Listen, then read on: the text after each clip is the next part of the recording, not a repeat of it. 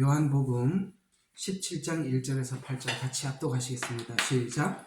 예수께서 이러한 말씀들을 하시고 눈을 들어 하늘을 보시며 말씀하시기를 아버지여 그 시간이 왔나이다. 아버지의 아들을 영화롭게 하셔서 아들도 아버지를 영화롭게 하게 하옵소서. 아버지께서 아들에게 모든 육체를 위해 권세를 주신 것은 아들에게 주신 모든 사람에게 영생을 주게 하려 하십니다. 영생은 이것이니 그 사람이 유일하시고 참 하나님이신 아버지와 아버지께서 보내신 예수 그리스도를 아는 것이옵니다. 내가 땅에서 아버지를 영화롭게 하였으며 아버지께서 내게 주라고 하신 그 일을 완성하였나이다. 오 아버지시여, 세상이 있기 전에 내가 아버지와 함께 갖고 있던 그 영광으로 이제 나를 아버지와 함께 영화롭게 하여 주옵소서. 나는 아버지께서 이 세상으로부터 나에게 주신 그 사람들에게 아버지의 이름을 나타내 보이었나이다. 그들은 아버지의 사람이었는데 아버지께서 나에게 주셨으며 그들은 아버지의 말씀을 지켰나이다.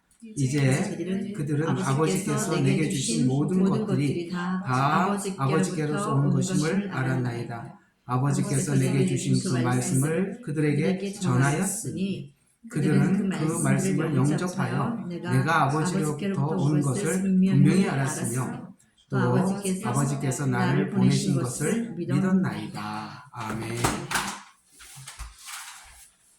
여러분, 이 요한복음 17장은 너무나도 중요한 장입니다. 다 중요하다고 해서 목사님 말할 때마다 중요하다 하더라 이렇게 넘겨 짚을 이야기가 아닐 정도로 이 17장은 너무나도 중요한 이야기입니다. 여러분, 육체의 권세를 주셨다 이런 말씀 성경에 여러 군데 나오거든요. 육체의 권세를 주셨다라는 육체의 권세는 이런 이야기가 되는 것이거든요. 그러니까 예수님께서 성육신 하셨기 때문에 육체의 권세를 얻게 되었습니다. 그 육체의 권세는 어떤 것이냐면 이런 것입니다. 예수님께서 십자가에 죽으신 것은 우리 죄를 위해서 죽으셨어요.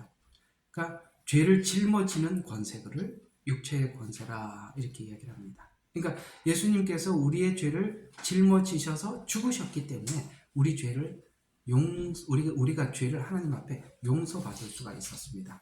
이것이 바로 성경이 말하는 육체의 권세고, 또 하나는 육체의 권세를 또 어디서 이야기를 하느냐면은 에베소서에서 예수님께서 주신 이 육체의 권세는 이방인과 그러니까 이방인과 유대인 사이에 결코 이렇게 화합할 수 없는, 하나 될 수 없는 그 담을 허물어 주신 것을 보고 또 성경은 육체의 권세라 이렇게 말씀하고 있습니다. 그러니까 예수님은 십자가에 죽으신다는 것은 자신이 육체, 곧 제물이 되실 것입니다. 그런데 예수님은 단순히 제물을 넘어서서 바로 대제사장으로서 제물이 되신 것입니다. 이 두 가지 역할을 예수님이 동시에 하신 것이죠. 구약에서는 제물이면 제물이고 제사장이면 제사장이지 그 둘 역할이 나누어져 있었죠. 제물은 짐승들이었고 그 다음에 제사장은 인간이었습니다. 그 둘은 인간이 제물이 될 수도 없고 또 짐승이 제사장이 될 수도 없었지요.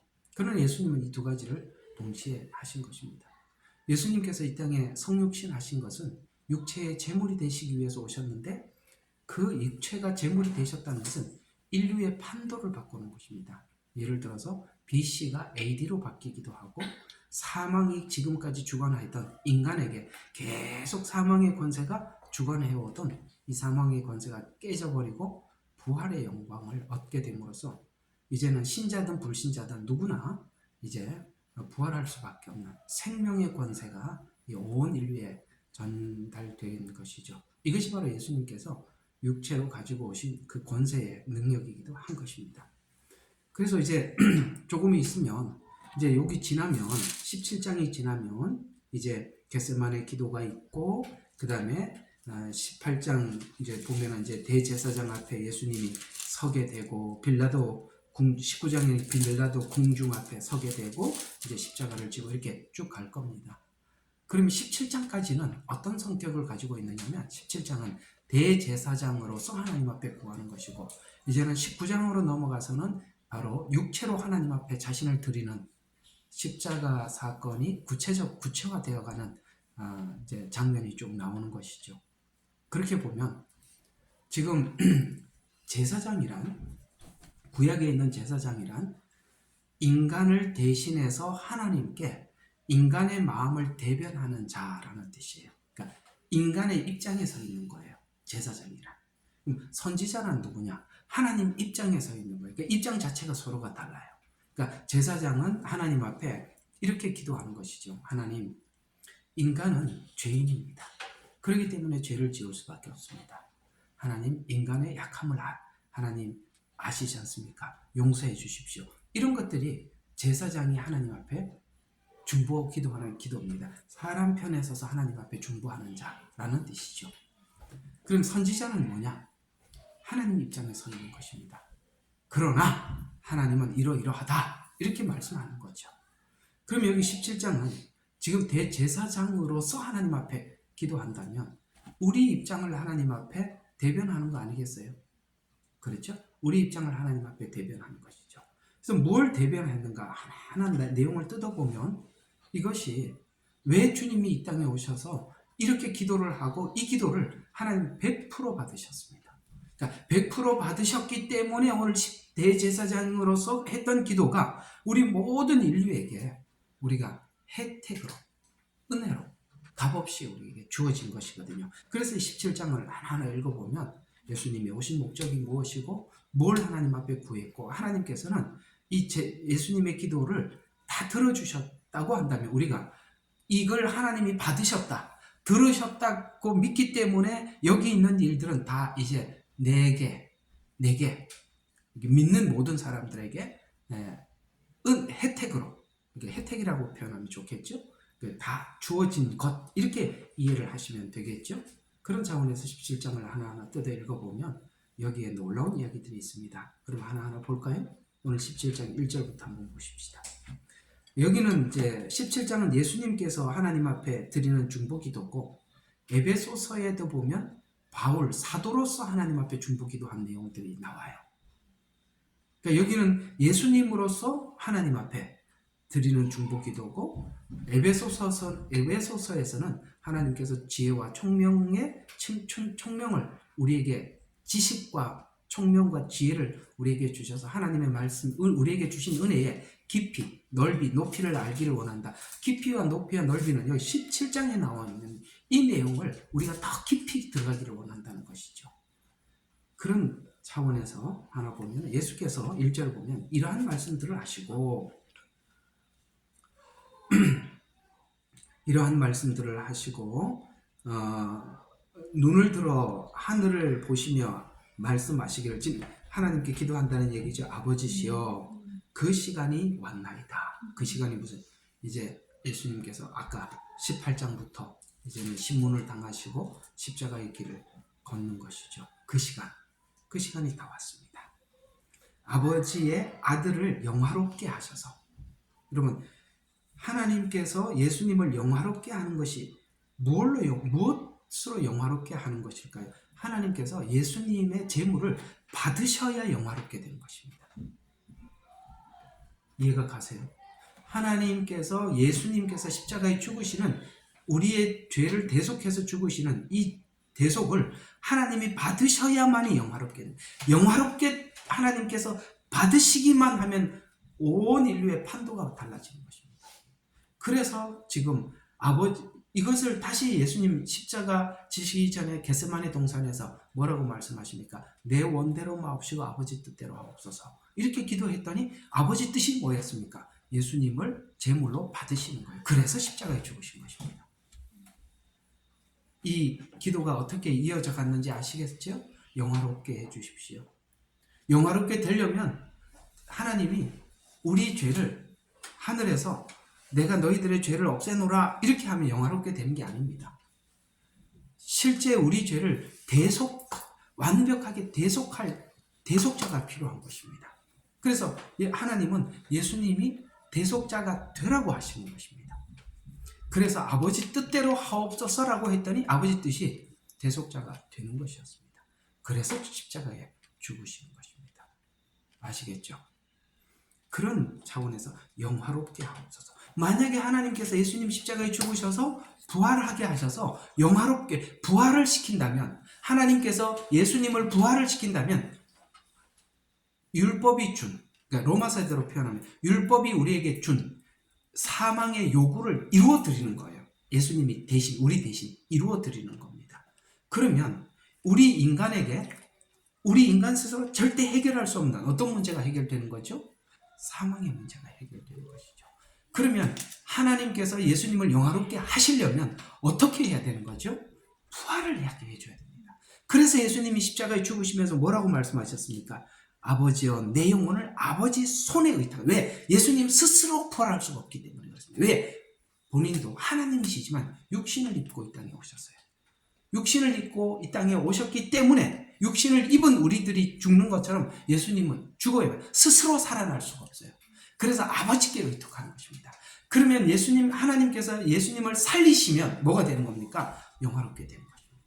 이제 이해가 가십니까? 바로 이 이야기를 하나님 앞에 진지하게 하고 있는 것입니다. 왜 예수님은 이 이야기를 하느냐면, 예수님께서 십자가에 죽으신 죽음을 부활로 받으신다면 인류에는 뭐가 끝나는 겁니까? 사망의 권세가 막을 내리는 것입니다. 바로 이 기도를 하나님 앞에 씨름을 하면서 기도하고 계시는 거예요. 그래서 영화롭게 하셔서 아들도 아버지를 영화롭게 하게 하소서. 오케이? 그래서 저도 제게 주신 이 부르심, 인류를 대속하는 이 일을 완수하도록 내게 힘을 주세요. 그러니까 이 기도가 얼마나 예수님에게는 애절한지 아시겠습니까? 이 17장은 보통 기도가 아닙니다. 그러면서 영화롭게 하게 하소서라고 이렇게 하시면서 2절에 보니까 아버지께서 아들에게 모든 육체 위의 권세, 아까 말씀드렸죠. 육체의 권세가 뭔지. 대속의 권세입니다. 대속의 권세. 그렇죠? 그 다음에 유대인과 이방인들이 하나가 되기 위한 권세. 이게 육체의 권세예요. 그러니까 예수님 십자가의 죽음은 창조보다 큰 거예요. 창세기 1장 1절은 갖다 댈 수가 없는 겁니다. 그래서 이 땅에 가장 위대한 일이 뭐냐라고 묻는다면 바로 예수님이 성육신한 일이요, 십자가에 죽으신 일입니다. 그건 창조보다 크고 세상의 어떤 것보다 큰 겁니다. 그래서 육체의 권세를 주신 것은 아들에게 주신 모든 사람들에게 뭐를 주시려고? 영생. 이게 무슨 말입니까? 사망의 권세를 막을 내린다는 거예요. 막을 내리겠다는 거예요. 그래서 아들에게 주신 모든 사람에게 영생을 주게 하려 하심이라. 대속 아니고는 죄 문제를 그대로 두고 삽니다. 그래서 영생은 이것이니. 자, 그러면서 우리에게 영생들 이야기하는데 영생이 이거래요. 자, 한번 봅시다. 우리 복잡하게 영생을 이렇게 저렇게 푸는 거 다 거두절미하고 성경은 영생은 이것이라고 잘 설명하고 있습니다. 곧 사람들이 유일하시고 참 하나님이신 아버지와 아버지께서 보내신 예수 그리스도를 아는 것입니다. 이게 요한복음 3장 16절에 앞에 이미 기록되었었죠. 하나님이 세상을 이처럼 사랑하사. 예수님께서, 여러분 이런 거 있잖아요.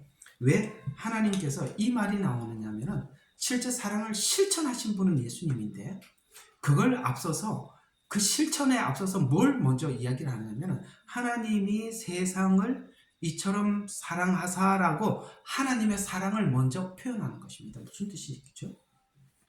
만약에 의사가, 아니면 예를 들어서 부모와 자식 사이에 둘 중에 하나는 어떤 죄로 인해서 죽어야 한다면 부모가 자식 보고 네가 가서 죽어라, 나는 살아야겠다, 이러는 부모는, 정상적인 부모는, 그런 부모는 잘 없을 거예요. 그죠? 맞나? 아마 부모가 죽는 게 낫지 자식이 죽는 모습은 볼 수가 없는 거죠. 그래서 예수님이 사랑을 실천하신 분은 예수님이지만은 앞에 하나님이 세상을 이처럼 사랑했다는 이 말을 앞에다 둔 것은 하나님이 아들을 보내는 그 마음은 말할 수 없는 거예요. 물론 예수님은 이 일을 위해서 스스로 오셨다고 하시지만 성경은 그 오신 예수님을 하나님은 말리지 않고 보내셨다는 것입니다. 왜 보내야 하는지, 가서 무슨 일을 해야 할지 하나님 너무나도 잘 알고 있죠. 그것이 하나님은 세상을 사랑했기 때문에 아들을 줄 수 있었다, 이렇게 말씀하고 있는 것입니다. 그러면서 이는 저를 믿는 자마다 영생을 얻게 하려 함이라. 하나님이 세상을 사랑한 것, 그 다음에 이 사랑이 바로 사랑이 뭐라고요? 사망의 권세가 다스리는 이 땅에 영생을 주려고 하는 하나님의 마음과 예수님의 마음을 아는 것이 영생이라, 이 말이에요. 여기 영생이 그렇게 나와 있잖아요. 한번 다시 한번 읽어봐요. 자, 3절 저기 영생은 이것이니 곧 사람들이 유일하시고 참되신 아버지와 아버지께서 보내신 예수 그리스도를 아는 것입니다. 이 관계를 아는 거예요. 하나님이 우리를 얼마나 사랑했는지, 예수님이 왜 우리를 얼마나 사랑하셔서 그 십자가의 길을 걸어가셨는지, 이걸 아는 것이 유일한 영생이라는 거예요. 우리의 믿음의 근거가, 믿음이라는 것은 상대를 믿는다는 뜻인데, 믿음이란 반드시 뭐가 깔려 있어야 되느냐면 사랑이 확인하지 않고는, 상대를 향한 사랑을 확인하지 않고는 믿음이라는 것은 성립이 불가능한 거예요. 누군가를 여러분들 믿는다고 합시다. 여러분, 돈이 많으면 믿습니까? 돈 많으면 더 믿을 수 없죠. 안 그래요? 돈 많은 사람 믿을 수 있나요? 돈이 많기만 무조건 믿나요? 아닙니다. 이 세상에 여러분들 그래도 제일 믿을 수 있는 사람이 누구라고 생각하세요? 이 세상에서 부모라고 생각합니다. 10자식이 한 부모 못 건드린다는 말 아시죠? 자식이 10이 있어도 한 부모를 건드리지 못해요. 근데 한 부모는 20자식도 건드릴 수 있습니다. 이 세상에는 하나님이 우리를 사랑한 사랑 외에 이 세상에 가장 위대한 사랑은 부모 자식 사랑이에요. 근데 부모를 그러기 때문에, 사랑하기 때문에 뭘 합니까? 신뢰하고 믿는 겁니다. 믿음은 사랑이 전제가 되지 않고는 믿음이란 성립이 될 수가 없는 거예요. 우리가 예수님을 믿는다라는 말은 하나님이 우리를 어떻게 사랑하셨는지를 성경을 통해서 끊임없이 연구하는 겁니다. 그 안에서 사랑을 계속 확인하는 것입니다. 거기에 우리의 믿음이 쌓여가는 것이죠. 영생은 유일하게 참 하나님이신가? 그 다음에 뭐죠? 예수 그리스도를 아는 것. 이게 얼마나 깊은 이야기인지 몰라요. 그것이 영생이랍니다. 여러분, 우리가 교리적으로 꿰뚫고 있고 창세기부터 요한계시록까지 아는 것이 영생이 아니라 그 사랑을 아는 것이 믿음이 되는 거고, 그 믿음이 영생이랍니다. 이렇게 성경은 풀어가고 있어요. 4절을 보면 내가 땅에서 아버지를 영화롭게 하였으며 라고 과거형으로 나옵니다. 그러면 땅에서 아버지를 영화롭게 한 적이 뭐죠? 성육신 사건이에요. 맞죠? 여러분, 성육신 사건이에요. 그러니까 오신 그 자체가 아버지를 영화롭게 하고, 왜? 본인이 대속자로 오셨거든요. 그래서 영화롭게 하셨고, 과거에 했습니다. 왔습니다. 아버지께서 내게 주라고 하신 그 일을 완성하였나이다. 아버지요, 세상이 오기 전에 내가 자, 여기서부터 굉장히 중요한 이야기가 나옵니다. 아버지요, 내가 세상에 오기 전에 내가 아버지와 함께 갖고 있었던 그 영광, 창세 이전에 가졌던 영광, 그 영광 가운데 인류를 창조하신 거예요. 오케이? 우리의 형상이라고 복수형으로 나와 있어요. 하나님이 만드셨는데 그 하나님 안에는 누가 있어요? 성부, 성자, 성령님이시죠. 그러니까 하나님과 예수님 사이는 창세 이전에 가졌던 영광이 있어요. 그것이 뭐냐면 하나됨의 영광이에요.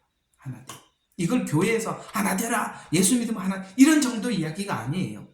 우리 설교들 자꾸 그렇게 예수 믿으면 우리가 하나가 되는 것이 하나님의 소원입니다, 그 얘기가 아니라 하나님과 예수님 사이에 있었던 그 영광, 그 하나됨을 우리 사망의 자리로 내려갈 수밖에 없는 우리들을 그 십자가의 은혜로 우리를 감화시켜서 예수님과 접붙여서 다시 하나 만들기 위해서 이 땅에 왔다는 거예요. 알아들으시겠습니까? 다시 한번 빨리 설명을 하니까 잘 못 알아듣는 것 같아요. 무슨 말이냐면 이 하나됨은 보통 하나됨이 아니라 참 이 하나됨의 신비는 내가 말로 표현을 할 수가 없어요. 예를 들어서 예수님께서 이 땅에 스스로 오셨어요. 그런데 하나님이 이 땅에 보내셨다고 하고 있어요. 그러면 보세요. 예수님은 스스로 왔는데 하나님은 보냈다고 말을 하고 있어요. 이게 하나됨이에요. 이거 지금 어떤 느낌인지 아시겠어요? 그냥 서로 간에 말하지 않아도 주님이 내게 뭘 원하는지 아는 그 하나됨 말이에요. 네 가라, 좀 가서 좀 해주라, 이런 말이 아니라 스스로 오셨지만 하나님이 보낸 이 둘의 하나됨, 그 신비로움. 우리가 예수님을 따르려고 할 때 느끼는 게 뭐냐면 굳이 성경에 말하지 않더라도 하나님이 진짜 나에게 이 시간에 내가 뭘 하기를 원하실까 라는 것을 내가 스스로 찾아서 그 하나님과 하나됨을 추구하는 신자의 그 하나님과의 관계 속에 있는 그 뭐라고 표현해야 될지 모르겠습니다. 이신전심. 예, 좋습니다. 그렇죠. 이신전심. 우리 한자로 표현하는 게 그때는 한자 표현이 좋네요. 바로 그 하나됨 말이에요. 이걸 우리에게도 회복시키겠다는 거예요. 그 십자가의 은혜로 우리를 감화시켜서. 그래서 이렇게 영화롭게 하라고 내게 주신 그 일을 완성. 5절입니다. 아버지의 세상 전에 내가 아버지와 함께 가지고 계셨던 그 영광으로 이제 나를 아버지와 함께, 여러분, 함께라는 말이 두 번 나오죠. 뭐예요? 아버지와 함께 가지고 있던 그 영광으로 이제 나를 아버지와 함께 영화롭게 해주신다면, 제 버전이에요. 제 버전으로 좀 살짝 바꿨어요. 그렇게 해주신다면 내가 이 모든 내게 오는 아버지의 사람들인데 내게 오는 그들을 다 끌어안고 아버지께로 올라가서 아버지와 나와 누렸던 그 영광을 아버지께서 내게 주신 그들과 함께 누리기를 바랍니다. 이 말이에요. 신기하죠? 참 너무나도 감동스러운 사랑 이야기예요. 우리 옛날에 복음성가에 보면 아름다운 이야기가 있네. 구세주의 사랑 이야기. 그 다음부터는 잘 생각이 안 납니다. 영광스러운 천국 떠난 사람. 영광스러운 천국 떠난 사람. 나와 같은 죄인 구하여 주님의 그 사랑은 놀랍네. 아시죠? 더 말할 게 없어요. 그냥 주님의 사랑은 설명을 할 수가 없어서 놀랍네 이렇게밖에 말할 수가 없었다는 거예요. 놀랍다. 나 같은 죄인 살리신 주은혜 놀라워. 사실 우리는 구원을 생각해보면 그냥 놀라울 뿐이에요. 뭘 이렇게 공부를 하다 보면 가슴이 터져서 더 읽을 수가 없죠. 성경을 읽어보면 그저 이게 보고 그냥 나는 부끄럽고 하나님이 찾아온 사랑은 너무 크고, 그래서 이 사이에서 우리가 뭘 어떻게 해야 될지 모를 만큼 놀라운 은혜들 아닙니까? 그래서 함께 이런 말들이, 여러분 요한계시록 끝이 함께로 끝난다는 거 아십니까? 이 기도가 그대로 요한계시록 끝 무렵에 함께라는 이야기로 싹 끝장을 내리고 이렇게 말씀을 맺고 있다는 것이죠. 그래서 하게 하여 주옵소서. 처음 우리를 창조했던 모양, 형상 회복시켜서 하나가 되게 해 주십시오. 6절에 보니까 나는 아버지께서 이 세상으로부터 나에게 주신 그 사람들에게 아버지의 이름을 나타내 보였나니 그들은 아버지의 사람이었는데 아버지께서 나에게 주셨으며 그들은 아버지의 말씀을 뭐 했다고요? 여기서 딱 우리가 안 지켰는데? 이렇게 생각되잖아요. 근데 예수님 뭐라고? 지키었나이다. 자, 여기서 이게 이제 율법주의가 되면은 이게 무슨 이야기인지 모르는 거예요. 딱 여기서 끝나는 겁니다. 은혜를 알아야 지켰나이다라는 말을 알 수 있어요. 율법주의는 여기서 안 지켰는데 지켜야 되는구나. 그래야 함께가 되고 하나 되는구나. 그래서 또 율법주의로 넘어가는 겁니다. 여러분, 지켰나이다. 어떻게 지켰죠? 예수님이 십자가에서 하셨잖아요. 그걸 하나님은 우리가 지켰다고 말씀하고 있는 것입니다. 죄를 용서받는 방법이 여러 가지가 있다고 했습니다. 내가 그 죄값을 치르는 것, 또 다른 사람이 내 죄값을 대신 치러주는 것. 근데 우리는 우리 스스로 죄값을 스스로 치를 수가 없죠. 죄의 삭은 사망이니까. 사망이라는 것은 죄값을 치르는 것입니다. 그런데 예수님께서 사망을 당할 이유가 없는 분이 우리를 대속해서 죽으심으로써 사망의 짐을 지심으로써 우리 죄를 대신함으로 오늘 여기는 지켰나이다 라는 말로 표현하고 있는 것입니다. 실제 우리가 지키지는 못했어요. 그러나 지켰나이다 라는 말과 함께 우리는 이 말씀을 이제는 법으로 지키는 것이 아니라 가슴으로 지키기로 나가는 것입니다. 그것이 바로 하나님의 원래 창조에 속한 자유의지 안에서 주님을 사랑하는 것입니다. 지켰나이다. 이제 지켰으니까 뭐라고 하니까 이제 그들은 아버지께서 내게 주신 모든 것들이 다 아버지로부터 온 것을 알았나이다. 우리가 그걸 알아야 돼. 예수님은 이게 아버지로부터 온 거구나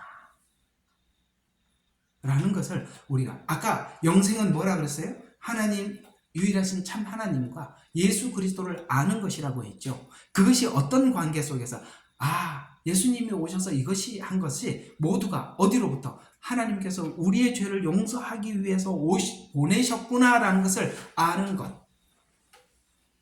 그것이 유일한 영생이라고 말씀하셨어요. 우리는 성경을 통해서 발견하는 것은 이 모든 것이 하나님께서 창세 이전에, 에베소서에서는 이걸 어디로 간다고요? 창세 이전에 이미 가지고 있었던 하나님의 계획이다. 이렇게 말씀하고 있는 것입니다. 왜 그걸 창세 이전으로 가죠? 우리 짧은 머리로 계산하지 말라는 겁니다. 우리 생각으로 짜내지 말라는 거예요. 우리의 구원을 생각해 보면 처음에는 내가 자주 하는 말씀이지만 처음에는 내가 믿어서 영생을 얻는 것 같은데 가만히 거슬러 올라가 보면 이건 하나님의 작품이었던 거예요.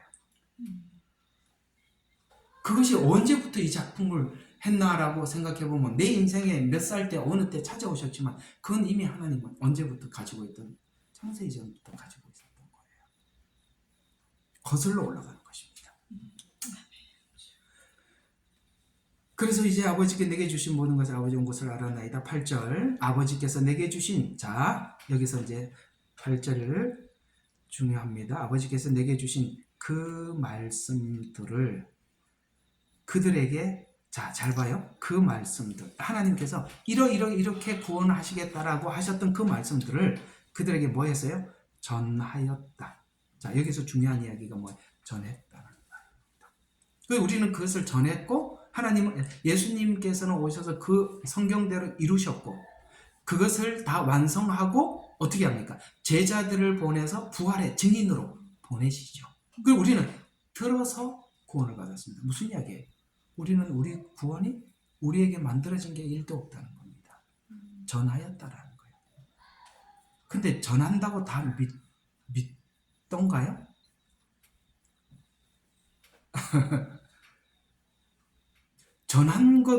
전해서 우리가 믿었다는 건 아는데 전한 걸 우리가 믿었다는 게 또 신비로운 거예요. 그 얘기를 하고 있는 전하였어요. 그랬더니 그들은 그 말씀을 영접하여 내가 아버지로부터 온 것을 분명히 알았으며 아까 또 그러잖아요.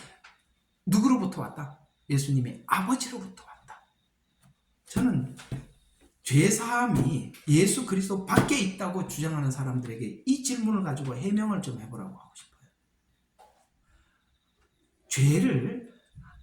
죄를 용서하실 분은 하나님이신데 당신이 뭔데 마음대로 누가 이래도 용서받을 수 있다 저래도 용서받을 수 있다는 기준을 당신이 뭔데 정하냐 이 말이에요. 안 그래요? 예를 들어서 내가 누구를 용서를 해야 된다고 가정합시다.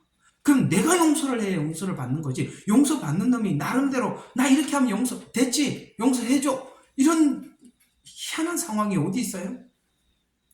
용서해 줄 사람은 용서해 줄 마음도 꿈도 안 꾸고 있는데 지 마음대로 용서받는 길을 정해놔요.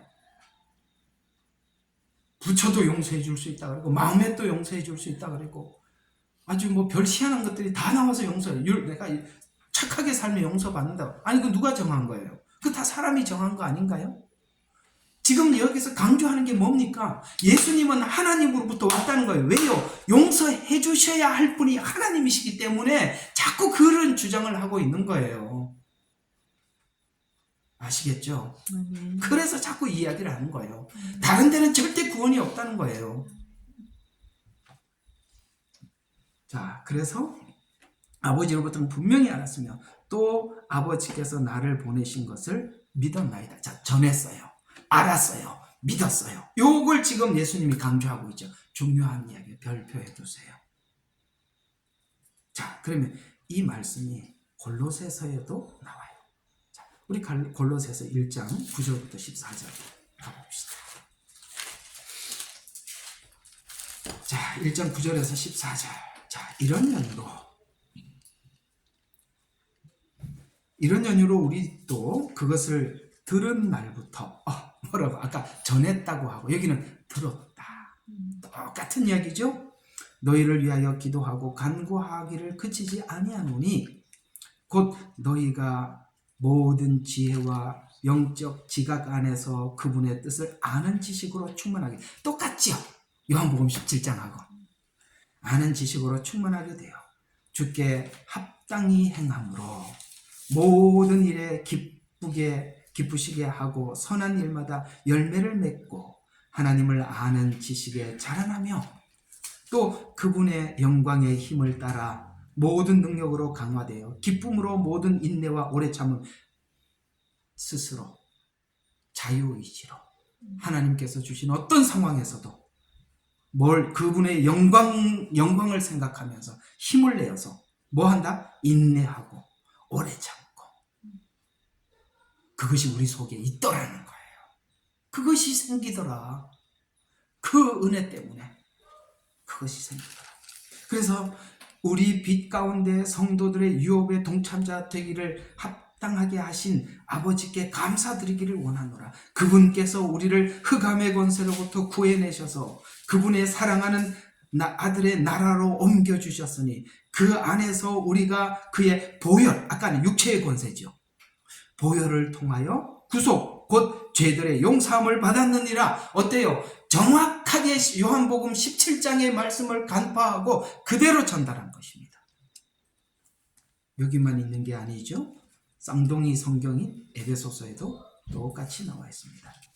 자, 에베소서 1장 9절에서 14절. 놀랍게도 똑같습니다. 9절과 14절도 똑같아요.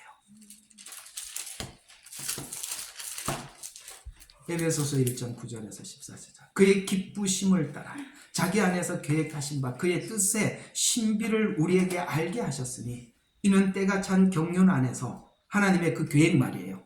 쭉 하나님 계획한 그 경륜 안에서 하늘에 있는 것이나 땅에 있는 것들이나 자신 안에 있는 것들까지도 만물을 그리스도 안에서 하나로 모으시려는 것이다. 아까 하나됨을 기도했죠. 그래서 우리가 하나님을 사랑합니다라는 것이 옛날에는 율법으로는 고백이 안 됐는데 하나님께서 우리에게 보여주신 사랑 안에서 주님을 사랑합니다라는 고백이 되게 돼서 그래서 그리스도 안에서만이 이루어진다 이 일이. 그래서 계획대로 그분의 신비를 알게 하셨으니 때가 찬 경륜은 하늘에 있는 것들이나 땅에 있는 것들이나 자신 안에 있는 것들까지도 만물을 그리스도 안에서 하나로 함께 모으려는 것이라. 모든 것을 그 자신이 의도한 대로 행하시는 이의 목적을 따라 우리가 예정되어 그분 안에서 유업을 받았느니라. 이는 먼저 그리스도를 믿었던 우리로 그의 영광을 찬양하게 하려 함이라. 우리가 신앙생활하는 힘이 어디서 나와요? 그 십자가의 은혜가 그분의 영광을 찬양하는 것이 우리의 힘이 되는 거예요. 주님을 사랑하는 힘이에요. 여호와를 사랑하는 것이 힘이에요. 그러면서 그분 안에서 너희도 진리의 말씀 곧 너희 구원의 복음을 아까도 말했어요. 듣고서 똑같이요. 듣고서 그분을 신뢰하였으니 또 너희가 그분을 믿고서 그분의 약속의 그 성령으로 인침을 받은 것이라. 이는 값주고 사신 그 소유를 구속하기까지 우리의 유업의 보증이 되어서 성령님이 주님 오시는 그날까지 우리의 구원의 보증이 되게 해주셔서 그의 영광을 찬양케 하셔. 왜 이런 방법으로 구원했다고요? 하나님을 찬양케 하기. 그 찬양이 여기서만 있는 게 천상에도 끊임없이 찬양으로 울려 퍼지는. 그래서 천국에 가면 뭐밖에 안 보여요? 예수님 십자가 보좌가 보여요. 그걸 볼 때마다 뭘 생각해요? 이 은혜를 찬양케 하라. 이것이에요. 여러분, 그럴 때 우리는 하나님의 모양과 형상을 회복하는 것이고 주님과 하나 되게 되는 것이고, 여러분 다른 데서 애쓰지 마시고 주님의 은혜를 구하시고 거기서 찾으셔서 그 사랑을 영원토록 찬양하고 내일도 이 은혜가 힘있게 여러분의 현장에서 살아갈 힘을 주게 하실 줄로 믿습니다. 여기 있는 분들이 또 현장에 가면 새로운 사람들을 만나기도 하고 늘 봤던 동료들을 만나기도 하고 여러분들 각자 가진 그 사회생활 가운데 하나님의 부르심을 생각할 텐데 오늘 이 은혜가 여러분들의 매일매일 삶 속에 큰 힘이 되셔서 또 분발하는 은혜가 있기를 주 이름으로 축원합니다. 기도하겠습니다. 사랑의 하나님, 오늘은 요한복음 17장에 있는 예수님의 중보기도를 우리 함께 나누면서 가슴 벅찬 구원을 다시 한번 생각해 봅니다. 그 은혜의 영광을 찬양케 하려 함이라는 이 말이 우리 뼛속 깊이 와닿습니다. 그것이 멀리 있는 타인의 이야기가 아니라 바로 우리를 구원하시고 우리가 영원한 생명을 얻은 하나님의 은혜를 노래하는 찬양이기도 합니다. 이 찬양이 우리 가슴속 깊은 곳에서 울려 퍼지게 하여 주옵소서. 그래서 우리가 살 힘을 주시고 세상을 이길 믿음을 주시옵소서. 예수님 이름으로 기도합니다. 아멘.